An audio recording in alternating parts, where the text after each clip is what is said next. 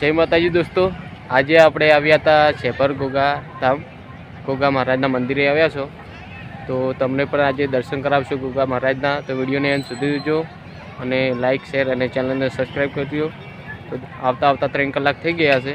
રસ્તો બહુ લાંબો હતો, 80 કિલોમીટર હતું, એટલે 80 કિલોમીટર કાપતા 3 કલાક થઈ ગયા છે. 3 કલાક પછી આપણે ગોગા મહારાજના મંદિરે આવ્યા છો.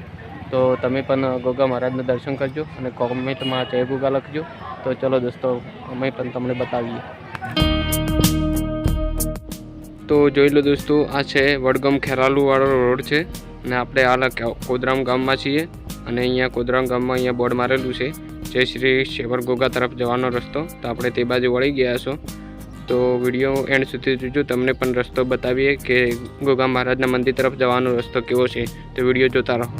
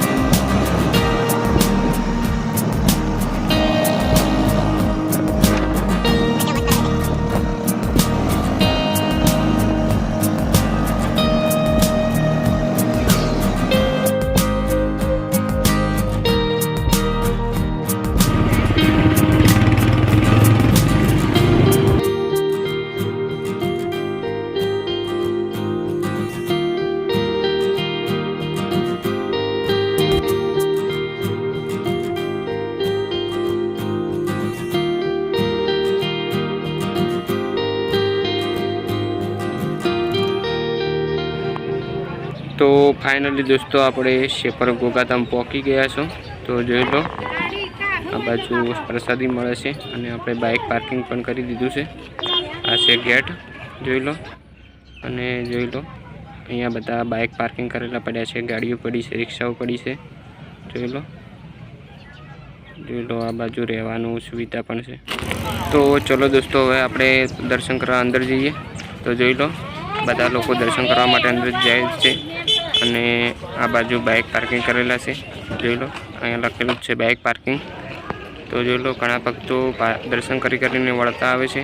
અને આપણે હવે જઈએ છીએ. તો વિડીયો એન્ડ સુધી જોજો અને કોમેન્ટમાં જય ગોગા લખવાનું ભૂલતા નહીં. અને જોઈ લો, આ બાજુ ચંપલ ઉતારવાના ઘોડા બનાવેલા છે, ચંપલ મૂકવાના. જોઈ લો, આપણે પણ બૂટ ઉતારી દીધા. તો જોઈ લો દોસ્તો, આ છે અંદરનો ભાગ. આજે ગુરુ પૂર્ણિમા છે એટલે પબ્લિક બહુ બધી છે.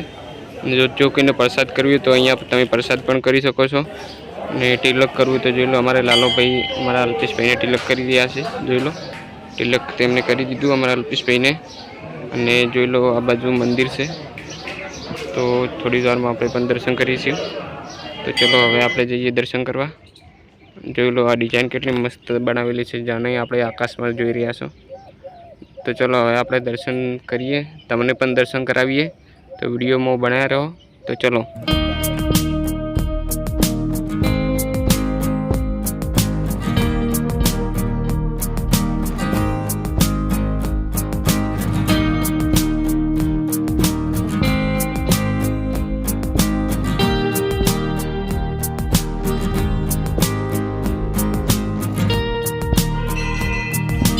તો જોઈ લો દોસ્તો, કેટલું મસ્ત મંદિર બનાવેલું છે.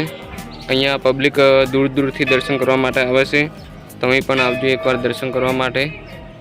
અને જોઈ લો, અહીંયા બધી પબ્લિક ફોટા પણ પાડી રહી છે. અને દોસ્તો, આ નવું મંદિર છે. જૂનું મંદિર પણ અહીંયા આવેલું છે. જૂનું મંદિર પણ તમને વ્લોગમાં બતાવીશું. તો વિડીયોને એન્ડ સુધી જોજો. તો વિડીયોમાં બન્યા રહેજો. તો જોઈ લો, આ નવું મંદિર છે. તો ચલો, આગળ પણ તમને બતાવીએ કે અહીંયા બીજું શું છે.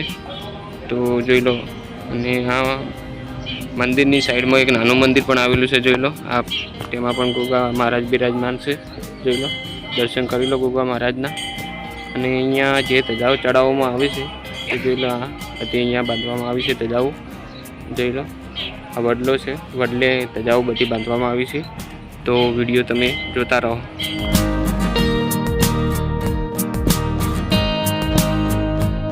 તો જોઈ લો દોસ્તો, અહીંયા ભોજન પ્રસાદ પણ મળે છે, જોઈ લો. તેનો સમય છે 10:30 થી 1:30 વાગ્યા સુધીનો. તો જોઈ લો દોસ્તો, અંદરના ભાગમાંથી તમે એક નજર અહીંયા નાખો તો જોઈ લો, નજારો એક નંબર લાગે છે, જોઈ લો. અહીંયા ગોગા મહારાજની પેઇન્ટિંગ કરેલી છે. અને દોસ્તો અહીંયા રહેવાની પણ સુવિધા છે. અને જોઈ લો, અહીંયા જમવાનું આ બાજુ મળે છે, ફ્રીમાં જમવાનું મળે છે. ભોજન પ્રસાદ પણ તમે અહીંયા કરી શકો છો. તો જોઈ લો, આ બાજુ જમવાનું મળે છે. અને હવે આપણે જઈએ નાગેશ્વર મહાદેવ મંદિર. તો જોઈ લો, અહીંયા નાગેશ્વર મહાદેવનું મંદિર પણ આવેલું છે. તો ચલો ત્યાં જઈને આપણે દર્શન કરીએ.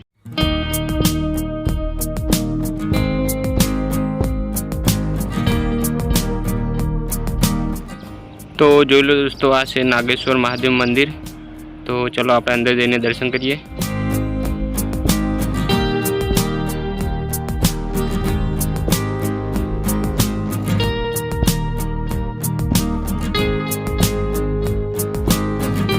હવે આપણે મહાદેવના દર્શન કરી લીધા છે. અને આ છે યજ્ઞશાળા. અને જોઈ લો, અહીંયાથી પણ નજારો તમને એક નંબર લાગશે, જોઈ લો. જોરદાર અહીંયાનો વ્યૂ છે. અને અહીંયા પાણીની પણ સુવિધા ફૂલ છે. અહીંયા જોઈ લો, અહીંયા ચકલીઓ છે, બધી બાજુ ચકલીઓ નાખેલી છે. અને અહીંયા સંડાસ બાથરૂમની પણ વ્યવસ્થા છે. અને હવે આપણે જઈશું શેભર ટેકરી, તેનો બીજો ભાગ નેક્સ્ટ વિડીયોમાં આવશે. તો દોસ્તો, આપણી યુટ્યુબ ચેનલને સબસ્ક્રાઈબ કરીને રાખજો.